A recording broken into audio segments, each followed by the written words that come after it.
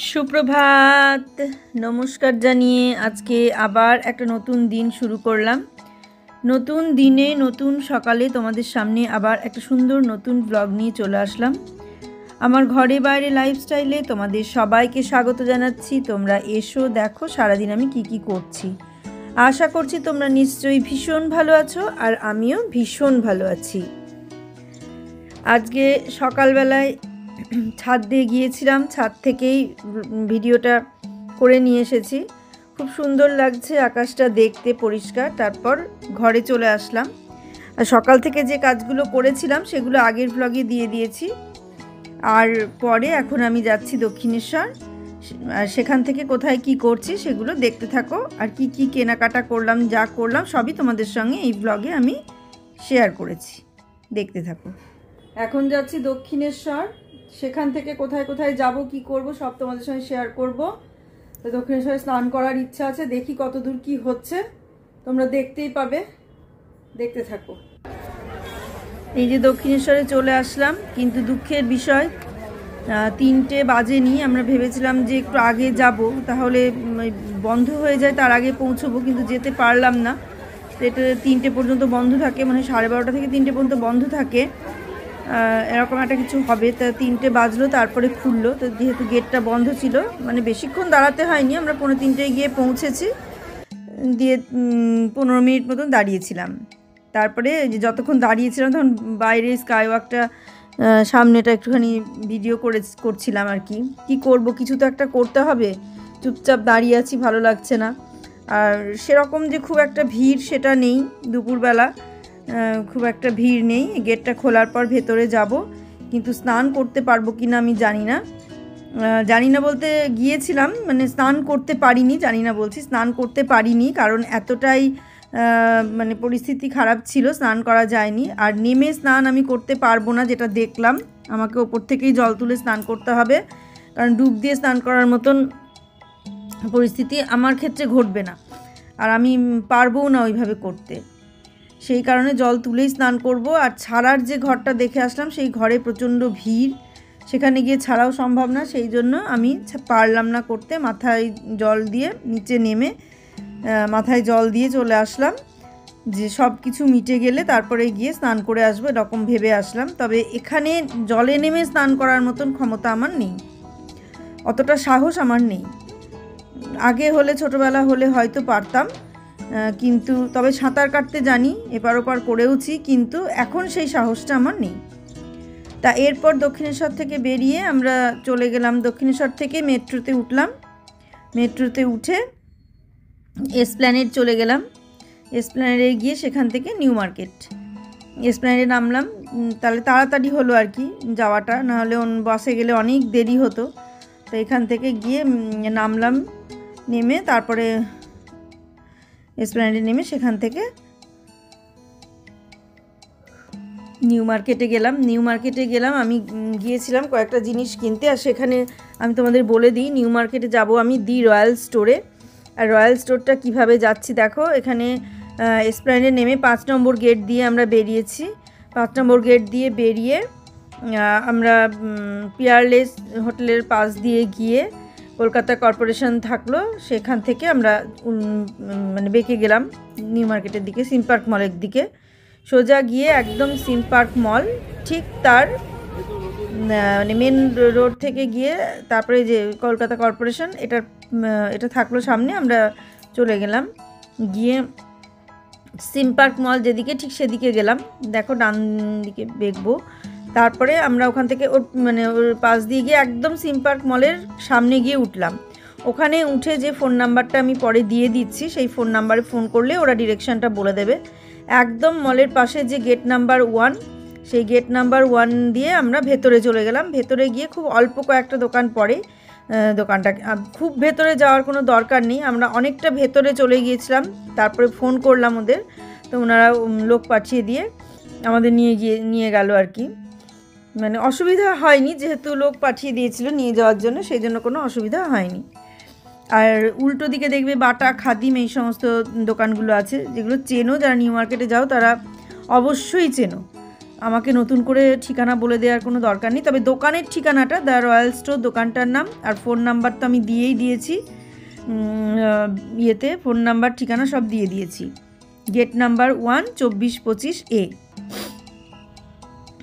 Gate number 1-এ ঢুকে A2425A ওই জায়গাটায় মানে গিয়েই ওখানে, মানে বেশিটা না, গেট নাম্বার 1 দিয়ে ভেতরে গিয়ে একটুখানি যেতে হবে, খুব বেশি গেলে আবার ঘুরে আসতে হবে। আমরা আবার অনেকটা চলে গিয়েছিলাম, বুঝতে পারিনি দেখতে দেখতে, মানে ঠিকঠাক। এই যে সিম পার্ক মল বললাম না, সিম পার্ক মলের ঠিক পাশে এই দেখো মান্যবর আছে, ঠিক তার মাঝখান দিয়ে 1 নম্বর গেটটা আছে হগ মার্কেটে।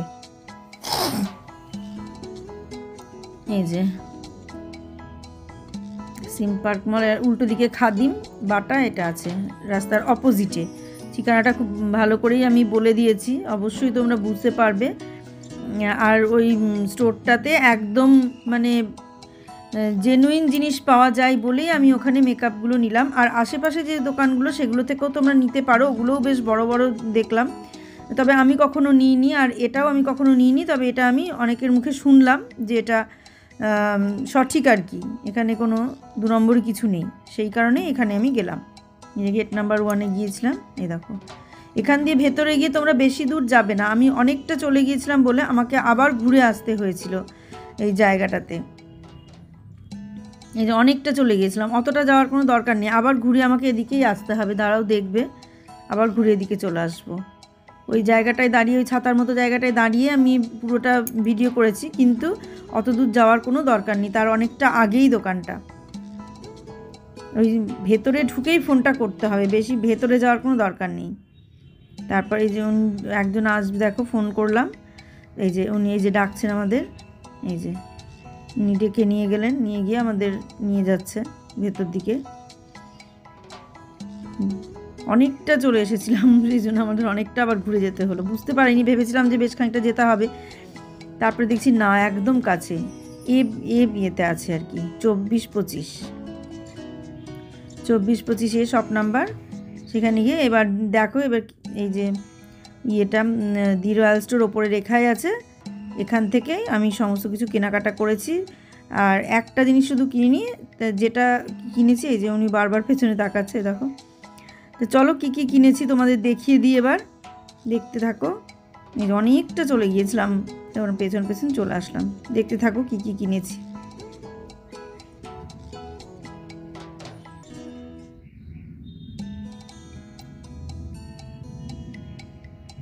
এই মন্ডল কসমেটিক্স, এই মন্ডল কসমেটিক্স থেকে আমি ওই ইয়েটা কিনেছি, সানস্ক্রিনটা কিনেছি। এটাও কিনতে পারো, মন্ডল কসমেটিক্সটাও ভালো, খারাপ না। মন্ডল কসমেটিক্সের পরেই আছে দ্য রয়্যাল স্টোর, এক পাশাপাশি।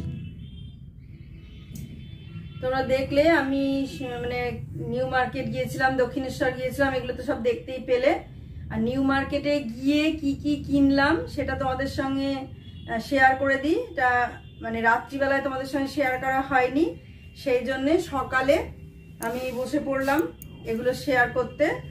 তা দেখো, যেহেতু আমি মেকআপটা একাই করব, তাই কিভাবে কি করব সেটা মানে করার জন্যে আমি কয়েকটা জিনিস কিনে নিয়ে আসলাম, যেগুলো তোমাদের সঙ্গে শেয়ার করি। তো এটা নিউ মার্কেট থেকে কিনিনি, ভেজলিন বডি লোশন, এটা তো জানোই এখন লাগবে, সবারই লাগে। এটা ডিপ ময়েশ্চার, এটাই ব্যবহার করি, আবার মাঝে মাঝে অন্যটাও ব্যবহার করি, ঠিক থাকে না আমার কি ব্যবহার করি। আপাতত এটাই নিয়ে আসলাম ব্যবহার করব বলে, এই একটা। আর এই লিপ বামটা নিয়ে আসলাম, মানে যেগুলো আছে সব বেবি লিপ, ওগুলো মানে কালার হয় বলে আমার দিতে ভালো লাগে না, সবসময় তো কালার ভালো লাগে না, সেই জন্য এইটা নিয়ে আসলাম, যাতে কালার না হয়। দামও কম, 50 টাকা দাম, কাজও ভালো দেয়, দামও কম কাজও ভালো। এই একটা নিয়ে আসলাম, আর এইটা নিয়ে আসলাম ভেসলিনের, এই দুটো, এটা আমাদের লোকাল মার্কেট থেকে নিলাম। আর যেটা নিলাম নিউ মার্কেট থেকে, সবচেয়ে দেখিয়ে দিই একটা সুন্দর গিফট। এই দেখো, এই গিফটটা আমি তোমাদের আগে দেখিয়ে দিলাম। এই যে এই বক্সটা আমাকে গিফট দিয়েছে, আর বাকি কি কি দিয়েছে সেগুলো তোমাদের জানিয়ে দিই, আর ঠিকানাটা তোমাদের একটুখানি বলে দিই, দাঁড়াও। আচ্ছা, তোমাদের প্রথমে আমি ঠিকানাটা দেখিয়ে দিই, মানে যে দোকান থেকে আমি নিলাম সেটা হচ্ছে এই দোকান, দ্য রয়্যাল স্টোর। এই দেখো দ্য রয়্যাল স্টোর, এখান থেকে আমি এই জিনিসগুলো কিনলাম। এটা একদম মানে হগ মার্কেট গেট নাম্বার 1 সিমপার্ক মলের একদম পাশেই। সিমপার্ক মলের কাছে গিয়ে ওদেরকে ফোন করলে ওরা বলে দেবে। আর উল্টো দিকে আমার খাদিম, বাটা এই সমস্ত দোকানগুলো আছে সেইখানে। আর এই যে আমি ফোন নাম্বারটা দেখিয়ে দিলাম, যদি কারোর মনে হয় যে যাব তাহলে যেতে পারো, কারণ এটা একদম মানে জেনুইন জিনিস পাওয়া যায়, সব কিছু সঠিক আর কি, কোনো রকম কোনো ভুল নেই। ফোন নাম্বারটাও দিয়ে দিলাম, দেখিয়ে দিলাম, ঠিকানাটাও বলে দিলাম। এখানে তোমরা গিয়ে খোঁজ নিয়ে নেবে, ফোন করে নেবে। আর বাকি যে ঠিকানাটা সেটা আমি ভালো করে ওখানে দেখিয়ে দিয়েছি যাওয়ার সময়, ভিডিওতে আগেই দেখিয়ে দিয়েছি, তোমরা দেখে নেবে, নিতে পারো, তাহলে বুঝতে পারবে যে কোন জায়গাটা। তবু আমি ভালো করে বলে দিয়েছি। আর তারপরে প্রথমে আমি কিনলাম এটা, আমি এই দি রয়্যাল স্টোর থেকে যেটা যেটা নিয়েছি আগে সেটা দেখিয়ে দিই। সেটা হচ্ছে অ্যালেকমির, এটা এই যে face mist, moisture face mist. এইটা হচ্ছে এই ফেস মিস্টটা মানে ময়েশ্চার ব্যালেন্স করবে। আমার স্কিন যদি ড্রাই থাকে সেটাকে অয়েলি করবে, যদি অয়েলি থাকে তাহলে নর্মাল করে দেবে, একদম মানে মেকআপ বেস বসানোর যেরকম পরিস্থিতি সেই জিনিসটা করে দেবে। এইটা সেই ফেস মিস্টটা, এটা মানে নিলাম কারণ আমার তো বুঝতেই পারছো নিজে নিজে করব যেভাবেই হোক, সেই জন্য এটা নিয়ে নিলাম। নিয়ে দেখো। আর এটার সঙ্গে হচ্ছে অরিকের কি বলে ওটাকে, প্রাইমার। অরিকের প্রাইমারটা নিলাম। তারপরে মানে মিস্টের পরে প্রাইমারটা দিতে হয়। সবাই তো জানো, মেকআপ করো মোটামুটি, এখন বেশিরভাগ মানুষই জানো সবাই, নতুন করে কিছু বলার নাই। তো এই কোম্পানির একটা ফেস মিস্ট নিলাম, এই প্রাইমার নিলাম। এগুলো মোটামুটি আমার কিছু ছিল না, সেই জন্য নতুন করে নিলাম। আর যেটা নিলাম সেটা হচ্ছে এরপর যে বেস দেয়া হবে সেই বেসটা, এটা হচ্ছে ক্রায়োলনের সুপ্রা কালার, একটা আইভরি আর একটা FS 45। কারণ আইভরিটা একটু ফেয়ার বেশি আর FS 45টা আমার টোন যাবে, আমার টোনে চলবে। তা এই যে এইদিকে লেখা আছে একটা আইভরি আর একটা SF 45। যেহেতু SF 45টা আগে দিতে হবে, লাগিয়ে নিয়ে তারপরে আইভরিটা দিতে হবে। কারণ একটাই যদি আমি শুধু ডাইরেক্ট আইভরিটা দিয়ে দিই তাহলে স্কিনটা হঠাৎ করে কালো থেকে ফর্সা হয়ে যাবে, মানে সাদা ধবধবে হয়ে যাবে, সেটা দেখতে ভালো লাগবে না। সেই জন্য দুটো যদি মিক্সড করে দিলেও হবে, আবার একটার উপরে একটা বসিয়ে দিলেও হবে, মানে এটাই হচ্ছে নিয়ম। আর এইভাবেই দেয় তাহলে। আর ডার্মা নিলাম না, কারণ ডার্মা সুপ্রা ক্রায়োলনে তো দুটো কালার আছে, তোমরা সবাই জানো, একটা ডার্মা একটা সুপ্রা, মোটামুটি সব বেশিরভাগ মানুষই জানো। ডার্মাটা শীতকালে ব্যবহার করা খুব কঠিন, কারণ ডার্মা প্রচন্ড স্টিকি, প্রচন্ড মানে ড্রাই টাইপের। সেই জন্য ডার্মাটা বেশিরভাগ মানে গরমের সময় ব্যবহার করাটাই ভালো। যাদের খুব অয়েলি স্কিন তারা ব্যবহার করতে পারে, কিন্তু আমার তো অত অয়েলি নয়, আর শীতকালে অত অয়েলি থাকেও না, আমার ড্রাই হয়ে যায়, তাই ডার্মা নিলাম না, সুপ্রাটাই নিলাম। সুপ্রার মধ্যে একটু অয়েলি ভাব বেশি থাকে। সুপ্রাটা স্টে কম করে, মানে বেশ কম সময় থাকে, কিন্তু ডার্মাটা অনেক সময় থাকে, হাই কাভারেজ ডার্মাটা। যাই হোক, এত এখন ডিটেলসে বলা যাবে না, অনেক কিছু ব্যাপার আছে দুটোর মধ্যে। ক্রায়োলন আমি নিজের জন্য কখনো ব্যবহার করিনি, নিজের জন্য আমি পার্লারে ব্যবহার করেছি ক্রায়োলন। আর কিন্তু আমি নিজের জন্য যেটা ব্যবহার করেছি সেটা মেকআপ স্টুডিওর মেকআপটা বেশি ব্যবহার করেছি। ম্যাকটাও ব্যবহার করেছি, কিন্তু ম্যাকের প্রচুর দাম, এত দাম বলে ম্যাক কিনতে পারলাম না, তবে কেনার ইচ্ছা আছে পরে। আর কিনলাম একটা কম্প্যাক্ট, ইয়ের পরে মানে বেসের পরে যেটা, সেটা তো দিতে হবে কম্প্যাক্টটা, তাই এই কম্প্যাক্টটা কিনলাম।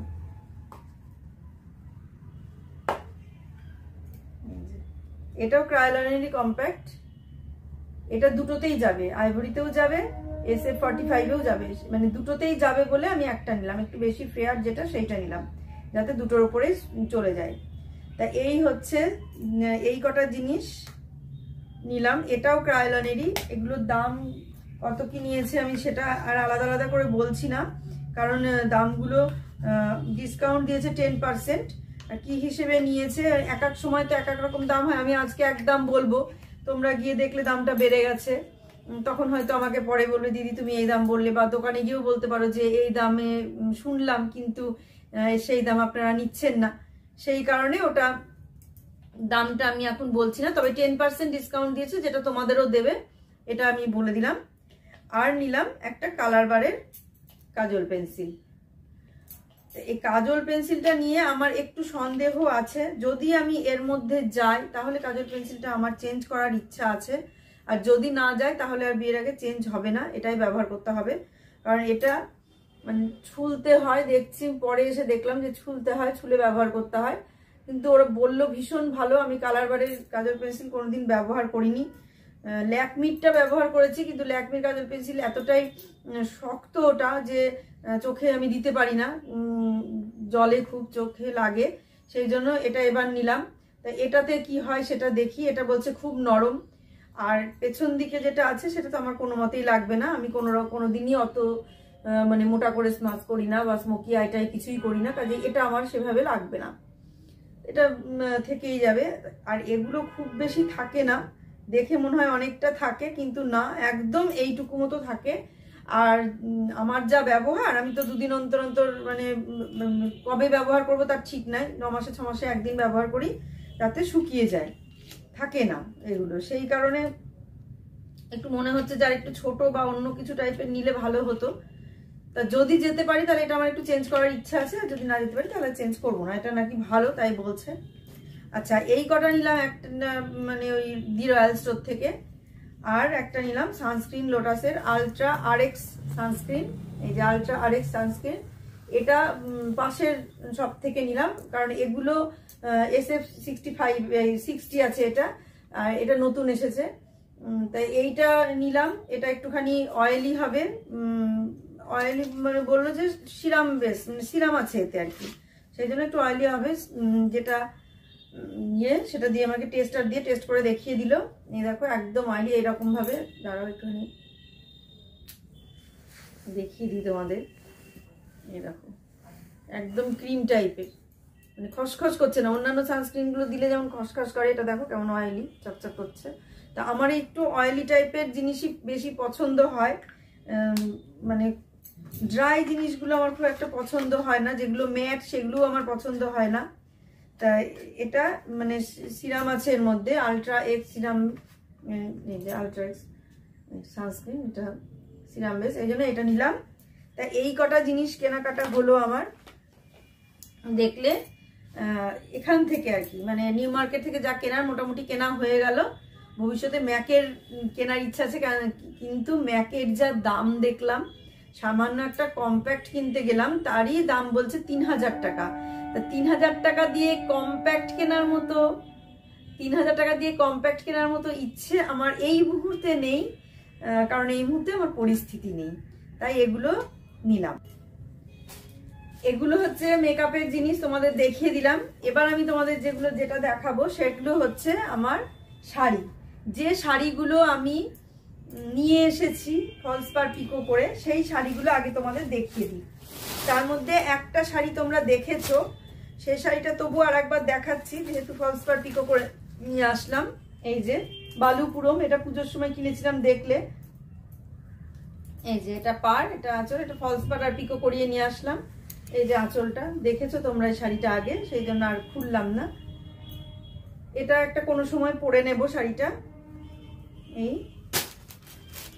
আর এইটাও তাই, এটাও কোনো একটা সময় পরবো, ইচ্ছা আছে, দেখা যাক।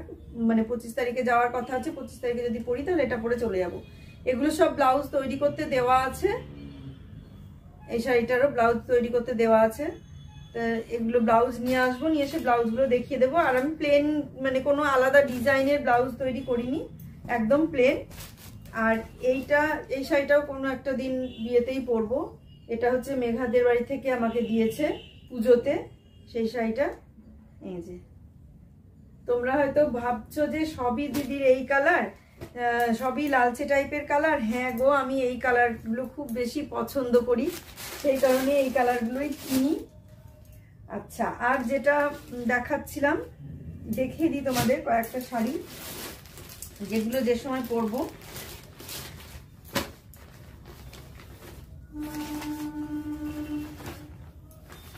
এই যে একটা, এটা হচ্ছে পৈঠানি, এই দেখো পৈঠানি সিল্ক।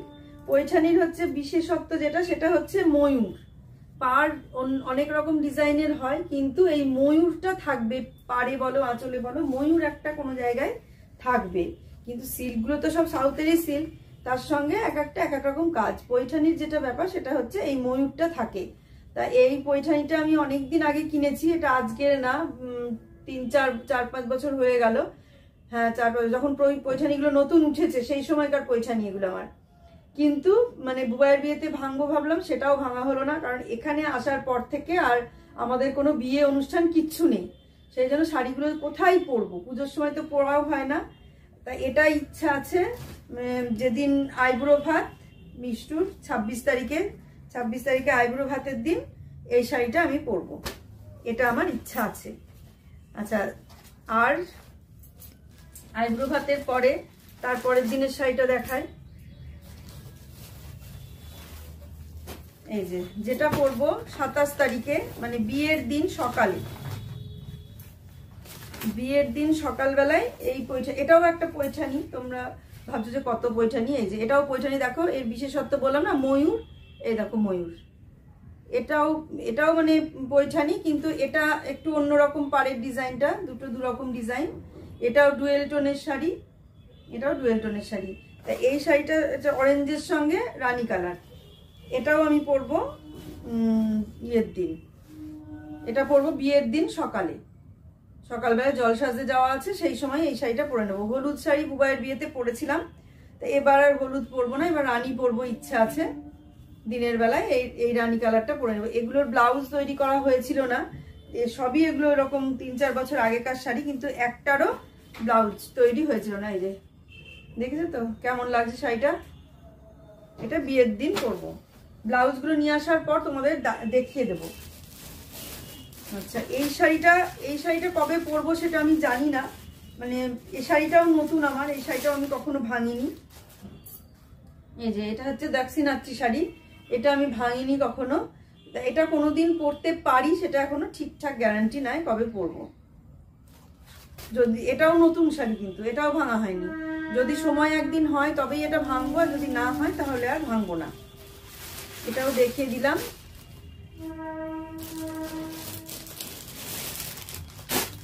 আর এই শাড়িগুলো তো ভেঙেছে, এগুলো আর পরার ইচ্ছা নেই। আচ্ছা, আর এইটা হচ্ছে বৌভাতের দিন পরবো, বৌভাতের দিন রাত্রে এটা পরবো, আর বৌভাতের দিন দিনের বেলা এগুলোর মধ্যে একটা পরে নেবো। এইটা হচ্ছে মাহেশ্বরী সিল্ক। এই দেখো, এই শাড়িগুলো আমি এর আগে তোমাদের অনেকবার দেখিয়েছি, একবার দেখিয়েছি, অনেকবার না। এইটা হচ্ছে আঁচল, আর এই হচ্ছে পাড়। এটা উপরের পাড়, যদিও ভেতরের পাড়টা একটু কাজ আছে। এই যে এইরকম কাজ আছে, এই যে এইরকম কাজ, এই দেখো এরকম কাজ আছে। এই শাড়িটা বৌভাতে পরার ইচ্ছা আছে, বৌভাতের দিন রাতে। এইটা হচ্ছে বডি কালার, এটাও ডুয়েল টোনের শাড়ি, আর এটা আঁচল। এই শাড়িটা আমি বৌভাতের দিন রাতে পরার ইচ্ছা আছে। এগুলো সবই ব্লাউজ তৈরি করতে দেওয়া আছে, আর এগুলো সবকটাই নতুন শাড়ি, সেই কারণে মানে ব্লাউজ তৈরি হয়ে আসলে পরে আমি তোমাদের দেখিয়ে। আর এই দেখো আওয়াজ, দেখেছো তো, সব সময় ট্রেন, সব সময় আওয়াজ। এই আওয়াজের জন্য সবসময় ভিডিও করতে পারছি না, ব্লগ মানে ভিডিওর যে ভয়েস দেবো সেটা দেওয়াও মুশকিল হয়ে যায়। তো দেখলে যা যা কিনেছি, যা যা করেছি, কোথায় গেলাম, কি করলাম, সবকিছু তোমাদের সঙ্গে শেয়ার করলাম। আজকের মতো আমি ব্লগটাকে এখানেই শেষ করে দেবো। তোমরা একটু সাপোর্ট করো প্লিজ। আমার ওয়াচ টাইম তো বাড়ছেই না, হয়তো এবার কমতে শুরু করবে। 2 দিন হয়ে গেল কোনো আপডেট আসেনি, আপডেট আসেনি বলে একটু ভয় লাগছে, কারণ প্রতিদিন আপডেট আমার আসে, কিন্তু এখনো 2 দিন হয়ে গেল কোনো আপডেট আসেনি, সেই কারণে ভয় লাগছে হয়তো কমে যাবে। তো তোমরা একটু সাপোর্ট করো, একটু সাপোর্ট না করলে আমি তো আর দাঁড়াতে পারছি না। আর আমি তোমাদের বললাম আমি লাইভটা করব হচ্ছে 17 তারিখে, ইচ্ছা আছে বিকেলের দিকে 6টা বা 5টা থেকেও করতে পারি, লাইভ করব। তোমরা একটু লাইভে পারলে এসো। আমি জানি না প্রথম দিন কতটা কি হবে, সেটা আমি জানি না, আর কে কে আমার লাইভ দেখবে সেটাও আমি জানি না। আমি অনেকের লাইভে প্রথম দিকে যেতাম, পরের দিকে আর আমি কারোর লাইভে যেতে পারতাম না, আবার কোনো সময় অন করে রেখেও যেতাম। এবার তোমরা দেখো, যদি তোমাদের সুযোগ সুবিধা হয় বা মনে হয় এই দিদিটার পাশে দাঁড়াবে, তাহলে তোমরা লাইভে এসো। আর সবাই ভালো থেকো, আমার পাশে দাঁড়াও, আমাকে সাপোর্ট করো, কাছে দূরে যে যেখান থেকে যেভাবে আমার ব্লগ দেখছো প্রত্যেককে অসংখ্য ধন্যবাদ।